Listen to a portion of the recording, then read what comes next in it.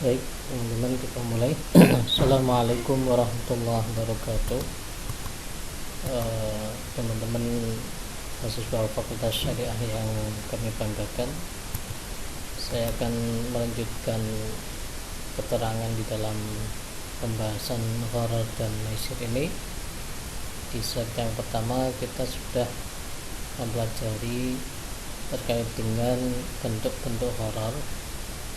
Perlu saya ulangi lagi bahwa gharar adalah di mana terjadinya ketidakjelasan di dalam akad baik dari rukunnya ataupun syaratnya, sehingga dengan terjadinya gharar ini memungkinkan adanya ketidaksalingridhaan antara penjual dan pembeli.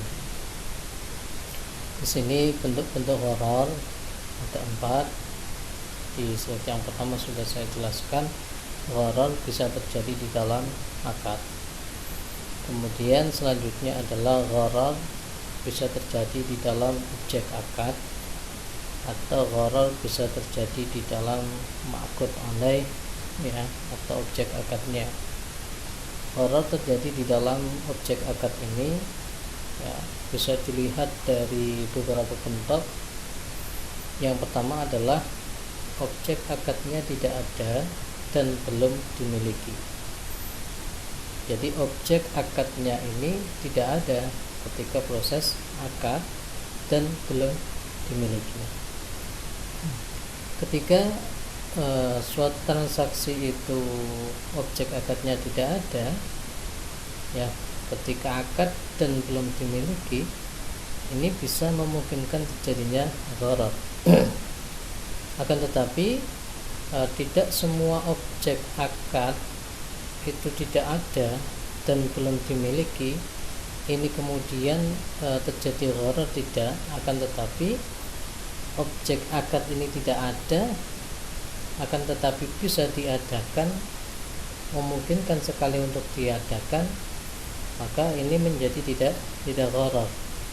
Ya, saya ulangi lagi, ketika objek akadnya itu bisa dihadirkan, memungkinkan untuk dihadirkan atau diadakan, maka ini tidak masuk di dalam gharar, artinya boleh. Sebagaimana contoh ketika seseorang melakukan transaksi jual beli, kemudian ma'qud alaihnya atau mabiknya atau barangnya ini tidak ada ketika akad, akan tetapi bisa ditiadakan. Nah, memungkinkan secara adat bisa diadakan, maka ini menjadi boleh. Sebagaimana kalau kita di pasar, misalkan seseorang menjual sayuran. Nah, ketika pada waktu akad ini tidak ada, akan tetapi nanti bahwa barangnya itu akan diusahakan dan memungkinkan akan ada. Nah, ini maka boleh, tidak disebut dengan gharar. Kemudian bentuk yang kedua adalah objek akadnya ada tapi tidak bisa diserah terimakan. Nah, ini termasuk gharar. Ma'qud alaihnya ada, barangnya ada, tetapi tidak bisa diserah terimakan. Sebagai contoh, orang yang misalkan menjual motor,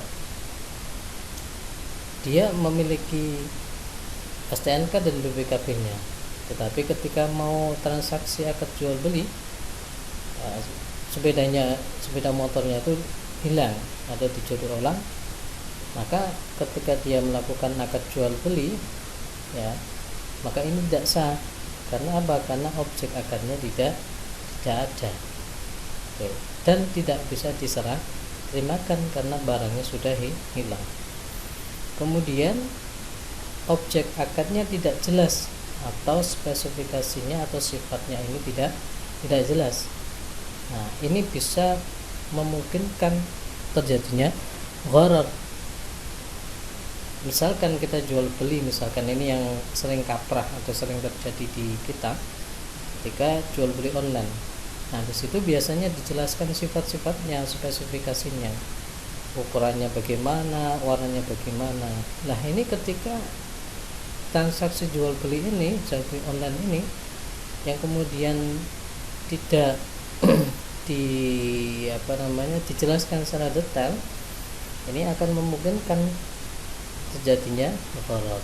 Makanya ini kita perlu memperhatikan ketika terjadi jual beli online, maka spesifikasinya ini harus jelas.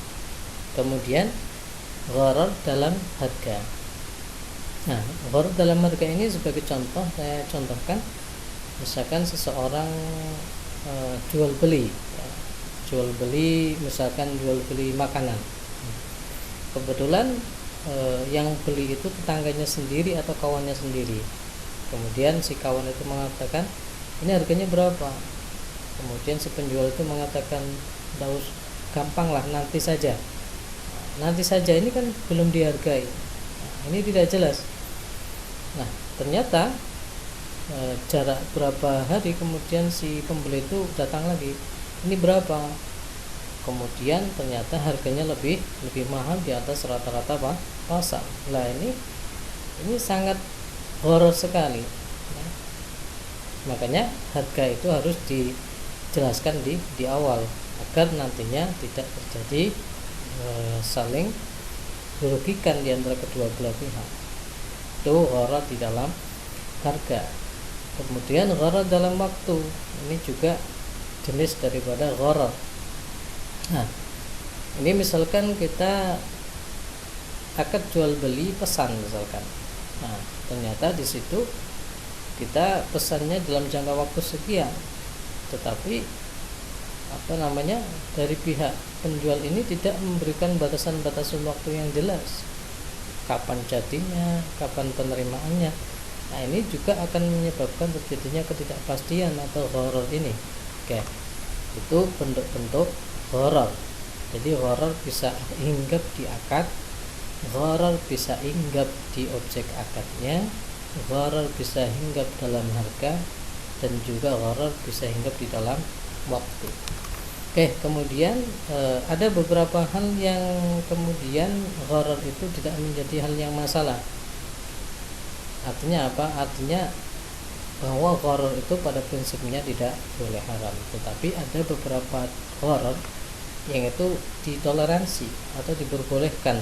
Maksudnya tidak kemudian melegitimasi kebolehan gharar, tidak, tapi ada beberapa gharar yang itu tingkatannya tidak sampai kepada tingkatan keharaman. Sekali lagi, bukan kemudian melegitimasi bahwa gharar itu boleh, bukan, tetapi ini untuk mengatakan bahwa ada beberapa tingkatan gharar yang itu ditolerir di dalam muamalah. Yang pertama adalah gharar yang sedikit. Nah, jadi ketika gharar itu sedikit, maka ini menjadi tidak masalah. Nah, sedikit banyaknya itu adalah tergantung nilainya atau ukurannya adalah ukuran adah atau kebiasaan.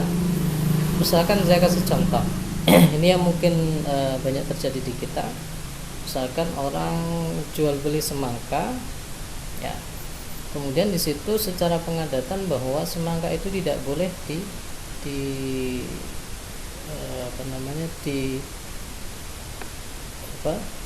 dipisah atau diiris, bahasa Jawanya itu diiris. Tidak boleh dibuka. Nah, kemudian di situ orang melakukan transaksi jual beli. Di situ tidak diketahui apakah semangka itu manis atau asam, ya. Sehingga kemudian di situ sebetulnya ini kan memunculkan adanya gharar, tapi karena masyarakat itu sudah menjadi maklum, artinya sudah sama-sama mengetahui, maka menjadi tidak apa-apa. Jadi saya ulang lagi bahwa tolak ukurnya adalah tolak ukur daripada kebiasaan masyarakat setempat. Saya contohkan satu lagi, misalkan kita naik taksi, ya. Naik taksi itu kan kemudian untuk harga kan biasanya di belakang, setelah berjalan baru ditunjukkan harganya. Harga itu kemudian ditunjukkan lewat argo.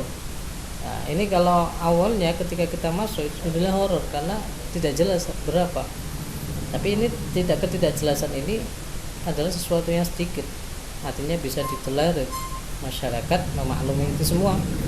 Nah, ini berbeda kemudian kalau kita naik misalkan ojek kemudian dalam jarak waktu tempuh tertentu, ya kita harus tahu berapa yang harus kita bayar. Nah, itu kemudian gharar yang ditolerir, artinya yang dibolehkan, yang ditolerir oleh syarak adalah gharar dalam akad tabarruk. Nah, gharar dalam akad tabarruk ini diperbolehkan. Kenapa? Karena akad tabarruk ini bukan akad muawadhah. Kalau akad tabarruk ini sifatnya sosial, berbeda dengan akad muawadhah. Kalau akad muawadhah ini kayak transaksi jual beli, ini namanya akad muawadhah antara penjual dan pembeli. Ini ada konsekuensi barang kepemilikan tertentu. Ya, tetapi kalau akad tabarruk ini hanya akad sosial. Ya, saya contohkan hadiah. Hadiah ini, ya, misalkan meskipun di dalamnya ada gharar, ada ketidakpastian, misalkan ketidakpastian di dalam bendanya, ini menjadi tidak masalah. Misalkan seseorang memberikan hadiah itu dalam bentuk yang terbungkus oleh kado. Nah, si penerima itu kan tidak tahu ini isinya apa. Nah, itu sebenarnya kan gharar. Tetapi keghararannya ini menjadi tidak masalah karena akad tabarruk. Yang menerima saja sudah syukur, alhamdulillah. Nah, ini kemudian yang ketiga adalah gharar pada pengikut atau pelangkat objek akad. Jadi gharar itu yang terjadi bukan di akad atau di transaksi utamanya, tetapi yang melekat pada transaksi itu. Saya contohkan adalah ketika orang beli tanah. Di situ ada rumah, ya, beli tanah, beli rumah sekaligus tanah, dan di situ ada pohon mangganya. Pohon mangganya itu tidak terhitung berapa yang manis, jumlahnya berapa. Nah, ini sebenarnya kan gharar, tetapi kan itu hanya pengikut di dalam pembelian rumah itu dan tanahnya. Jadi dia mengikuti tanah dan rumahnya, bukan membeli pohon mangganya, tetapi sebetulnya adalah akad awalnya adalah membeli rumah dan tanahnya itu. Nah, mangganya itu hanya pengikut saja. Nah, ini menjadi tidak masalah. Kemudian yang terakhir adalah adanya hajat syar'i. Ini beberapa gharar yang ditolerir atau diperbolehkan. Kemudian pembahasan yang kedua adalah maisir. Apa sih maisir itu? Maisir adalah suatu bentuk transaksi di mana masing-masing pihak tidak dapat memastikan apa yang akan didapatkan dan berapa yang akan diperoleh. Jadi ini sifatnya adalah gambling. Ya, antara dua orang ini sifatnya gambling, ya. Di mana substansinya adalah setiap permainan yang menempatkan salah satu pihak harus menanggung beban pihak lainnya akibat permainan tersebut. Jadi substansinya adalah ketika ada sebuah permainan, kemudian salah satu dari dua orang yang memainkan permainan tersebut ini harus menanggung beban dari pihak orang lain, ya, karena dia merasa kalah. Nah, di sini substansi daripada maisir. Jadi di situ ada tanggungan yang harus diakibatkan dari permainan itu, salah satu dirugikan. Nah, kemudian unsur-unsurnya. Jadi sesuatu itu dianggap maisir ketika terpenuhinya beberapa unsur. Yang pertamanya adalah unsurnya adalah adanya taruhan harta atau materi yang berasal dari kedua belah pihak. Jadi adanya materi yang dipertaruhkan antara satu dan dua orang tersebut yang bermain. Ya, jadi ada taruhan materi. Kemudian adanya suatu permainan yang digunakan untuk menentukan pemenang dan yang kalah. Ada permainannya. Nah, kemudian yang ketiga adalah keuntungan yang diperoleh sebagian pihak merupakan kerugian atau potensi kerugian bagi pihak yang lain. Nah, tentu karena tadi adanya unsur taruhan, kemudian dari taruhan ini konsekuensinya adalah ada orang yang menang dan ada yang kalah. Nah, ini unsur daripada maisir. Kemudian elat daripada maisir ini adalah ketika sesuatu permainan itu ada taruhannya. Sehingga kalau tidak ada taruhannya ini menjadi tidak masalah. Kenapa? Karena permainan itu pada dasarnya adalah mubah, sesuatu yang diperbolehkan. Tetapi kalau permainan itu ada taruhannya, ini menjadi maisir. Nah, kemudian kenapa sih maisir ini dilarang oleh konsep agama kita? Karena maisir ini dapat menghindarkan kemalasan kerja karena impian dan spekulasi. Jadi maisir ini tentunya ketika maisir ini dilegitimasi kebolehannya, ini orang-orang akan malas untuk bekerja. Kenapa? Karena orang akan spekulasi saja dengan mengikuti permainan yang itu dengan usaha yang tidak seberapa, dia akan mendapatkan sesuatu yang diimpikan dia, meskipun ini adalah gambling.